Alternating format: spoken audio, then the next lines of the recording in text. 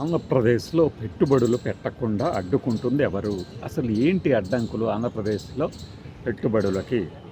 ఎందుకంటే సింగపూర్ నుంచి వచ్చి రావడంతోనే మన మాననీయ మహోదయ మంత్రి లోకేష్ గారు ఒక అద్భుతమైన ప్రకటన చేశారు. ఒక గొప్ప స్టీల్ ప్లాంట్ రాబోతుంది ఆంధ్రప్రదేశ్కి అంటూ.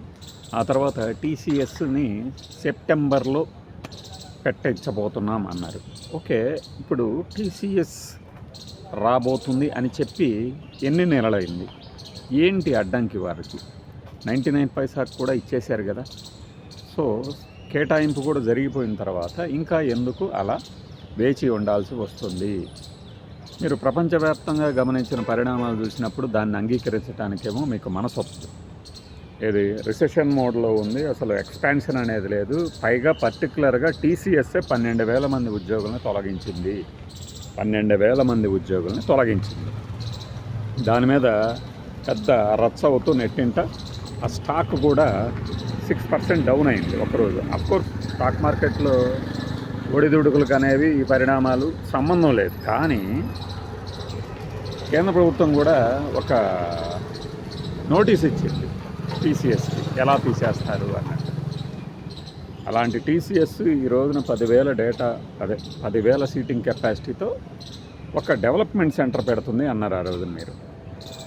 ఇవన్నీ కాదు, టీసీఎస్ కాల్ సెంటర్ పెట్టినా, డెవలప్మెంట్ సెంటర్ పెట్టినా, డేటా సెంటర్ పెట్టినా, ఆ పెట్టబోయేది లేదు. ఏదైతే పెడతామని ప్రతిపాదన చేశారో మీరు, దేనికైతే అంగీకరించారో ఆ పేరే చెప్పండి. అంత మాత్రం చేత టీసీఎస్ ఒక సాఫ్ట్వేర్ ఇన్స్టిట్యూషన్ కాబట్టి టీసీఎస్ పేరును వాడుతూ ఒక కాల్ సెంటర్ని తీసుకొచ్చి పెడతామంటే కుదరదు. ఏది మళ్ళీ సన్నాయి నొక్కుడుగాళ్ళు బయలుదేరుతారు. ఏదో ఒకటిలో బస్సు అనుకుంటారు. ఏదో ఒకటిలే కాదు బాసు, నువ్వేం పెట్టాలనుకుంటున్నావో అదే పెట్టించు బాసు. ఫిష్ ఆంధ్ర అనే దాన్ని ఎగతాళి చేస్తూ ఉంటారు. ఫిష్ ఆంధ్ర అన్నారు కదా, దానికన్నా ఇది మంచిదే కదా అని. కరెక్టే, ఫిష్ ఆంధ్ర కన్నా మంచిదే. కానీ అది నిజంగా వస్తే కదా. ఫిష్ ఆంధ్ర కన్నా ఎక్కడో చోట ఫిష్లు తీసుకొచ్చి అమ్ముకోగలరు. మరి ఇవి ఎలా కాదు కదా. సరే, వాటితో పోల్చడం ఎందుకు, కానీ సాఫ్ట్వేర్కి చేపల మార్కెట్కి రెండింటికి ఒకటే అనుకునే వాళ్ళని మనం ఏం చేయలేము. దాని బదులు ఇది వచ్చింది కదా అని చెప్పడము. ఇంతకీ వచ్చే గొప్ప స్టీల్ ప్లాంట్ ఏది? ఆర్సెలర్ మెట్టర్, ఆర్సెలర్ మెట్టర్ నిప్పాన్ స్టీలా, జేఎస్డబ్ల్యూ స్టీలా, లేకపోతే ఆల్రెడీ ఉన్న స్టీళ్ళకి కాకుండా మరి ఒక కొత్త స్టీల్ కంపెనీని ఏమన్నా తీసుకురాబోతున్నారు. సరే, ఏది ఎలా ఉన్నా కూడా పెట్టుబడులు అనేవి ఆహ్వానించదగ్గవే. కానీ మనం సింగపూర్కి వెళ్ళినటువంటి లక్ష్యం నెరవేరిందా? నెరవేరితే మనం అంత డల్గా అయితే ప్రెస్ మీట్లు పెట్టము. ఈ పరిణామాలన్నీ గమనించిన తర్వాత మాకు అర్థమవుతుంది ఏంటంటే, పెట్టుబడులు కొత్తగా పెట్టడానికి ఏ సంస్థ కూడా ఇతర సంస్థల వైపు చూడట్లేదు. ఇతర దేశాల వైపు, నేను సంస్థ అన్నాను కదా, ఇతర దేశాల వైపు చూడటం లేదు. ఎందుకంటే ఎక్స్పాన్షన్ మోడ్లో లేవు. ఇప్పుడు ప్రపంచ మార్కెట్ల మూడంతా కూడా కాస్ట్ కటింగ్, లే ఆఫ్స్, వీలైనంత వరకు మార్జిన్ని కాపాడుకోవటం, లాభాలని కాపాడుకుంటూ ముందు సర్వైవల్ అయ్యి ఆ తర్వాత లాభాల్లో ఎక్కువ మార్జిన్ తీసుకొచ్చుకోవటము అనే దాని మీద పడ్డారు. దానికి తోడు ట్రంప్ ఏదైతే వేస్తున్నారో టారిఫ్, ఆంధ్రప్రదేశ్ నుంచి కాదు, భారతదేశం మొత్తం నుంచి ఏ ఎగుమతులు వచ్చినా వాటి మీద గంపగొత్తగా 25% పన్ను వేస్తారు ఉన్నదానికి తోడుగా. ఇప్పుడు 100 రూపాయల పన్ను ఉంటే 125 రూపాయలు వేయాలి. ఇలాంటి తరుణంలో ఎక్స్పాన్షన్కి ఎవరూ రావట్లా. ఈవెన్ యాపిల్ ఫోన్లు కూడా మనకి ఇక్కడ అసెంబుల్ చేసి పంపిస్తున్నాయి కూడా. రేపొద్దున మళ్ళీ అమెరికాలో కనుక డంప్ చేసినప్పుడు అమ్మకానికి ఆ రేటు ఇప్పుడు ఏదైతే ఒక రేటు ఉందో దానికన్నా 25% ట్యాక్స్ ఎక్కువ పెట్టుకోవాల్సి వస్తుంది. ఇలాంటి తరుణంలో కొత్తగా మన వైపు తీసుకొచ్చి పెడతారు అంటే నమ్మటానికి ఎర్రిపప్పలు ఎవరూ లేరు. అందుకే ఆ ఫ్రస్ట్రేషన్ని గమనించే దీనిని తెలివిగా గత ప్రభుత్వం తాలూకు బెదిరింపులు వాళ్ళు వెళ్ళగొట్టారు అంటారు. ఇప్పుడు లులు గురించి, అమర్ రాజా గురించి మాట్లాడారు. లులు గ్రూప్ అనేది నిజంగా అప్పుడు పెట్టిందా? ఏమైనా పెట్టిన దాన్ని ఏమన్నా జగన్మోహన్ రెడ్డి ప్రభుత్వం వెనక్కి తరిమేసిందా? లేదు.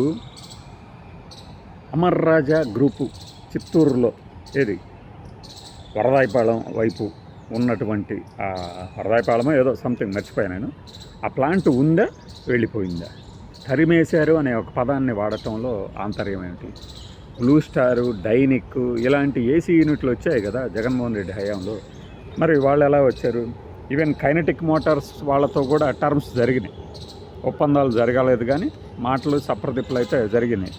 వాళ్ళ ఎండి ఒక లేడీ వచ్చి కూడా మాట్లాడారు, వెళ్ళారు జగన్మోహన్ రెడ్డితో. మరి ఏ కంపెనీ రావడం లేదు జగన్మోహన్ రెడ్డి హయాంలో అనడం దారుణం. వచ్చిన కంపెనీల గురించి ఫేస్బుక్లో, సోషల్ మీడియాలో వాళ్ళ పార్టీల తాలూకు వాళ్ళు చాలా గొప్పగా పెడతారు, మీరు చూడవచ్చు. అలాంటి తరుణంలో మరి ఇప్పుడు కొత్తగా రావాలి అంటే ఆంధ్రప్రదేశ్కి అడ్డంకి జగన్మోహన్ రెడ్డి కాదు, దేశవ్యాప్తంగా కాదు ప్రపంచవ్యాప్తంగా చోటు చేసుకున్న పరిణామాలు. ముఖ్యంగా ట్రంప్ ఎన్నిక కావడం, దానికి ముందు రష్యా ఉక్రెయిన్ వారు, ఇరాన్ ఇజ్రాయెల్ వారు, ఇజ్రాయెల్ గాజా హమాస్ వారు, ఇలా మనకు తెలియని అనేక కారకాలు ప్రభావం చూపిస్తున్నప్పుడు మీరు మాత్రం జగన్మోహన్ రెడ్డిని బూచిగా చూపిస్తూ ఏదో జరిగిపోతుందంటూ, నిజంగా మన దగ్గర అంత సత్తా ఉంది, అంత విజనరీ అని, మన బ్రాండ్ ఇమేజ్ అని, కర్ణాటకకి బెంగళూరు ఉంది, తమిళనాడుకి చెన్నై ఉంది, తెలంగాణకి హైదరాబాద్ ఉంది, ఏపీకి చంద్రబాబు ఉన్నారు అని గొప్పలు చెప్పుకోవడం మానేస్తే బెటర్. నిజంగా అంత గొప్ప ఉంటే వచ్చేసే పెట్టుబడులు, గ్రౌండింగ్ కాని పెట్టుబడుల సంఖ్యని చూపించి ఇంకా ఎన్నాళ్ళు మనం వదలగొడతాం? ఇది సహేతుకంగా అడుగుతున్నటువంటి ప్రశ్న. మీరు ఒక ఆదాయం తెచ్చుకునే సెల్ఫ్ ఫైనాన్స్ ప్రాజెక్టుగా చెప్తున్నటువంటి అమరావతిలో రియల్ ఎస్టేట్ పడకేసింది. దానికి స్థానిక పరిస్థితులు ప్లస్ మనకి ప్రపంచవ్యాప్తంగా నెలకొన్నటువంటి మాంద్యం, ఆ మాంద్యానికి కారణం చెప్పా. మనది ఎంత కాదన్నా డాలర్ డ్రివెన్ ఎకానమీలే, అంటే డాలర్ డామినేటెడ్ ఎకానమీలోనే ఉన్నాం మనం. అక్కడ జరుగుతున్న పరిణామాలు ఇక్కడ దెబ్బేస్తున్నాయి, రియల్ ఎస్టేట్ పూర్తిగా పడకేస్తుంది. అలాంటప్పుడు మీరు ఏ ధైర్యంతో, ఏ అంచనాతో కాస్త ల్యాండ్ అమ్మైనా సరే మనం రుణం చెల్లించవచ్చు అని చెప్పుకున్నామో అది కూడా గండిపడుతుంది. ఇలాంటి సందర్భంలో మనము ఆడలేక, అంటే డ్యాన్సులు వేయలేక ఈ మధ్యలో ఓడిది అని చెప్పి సింపుల్గా తప్పించుకున్నామంటే కుదరదు.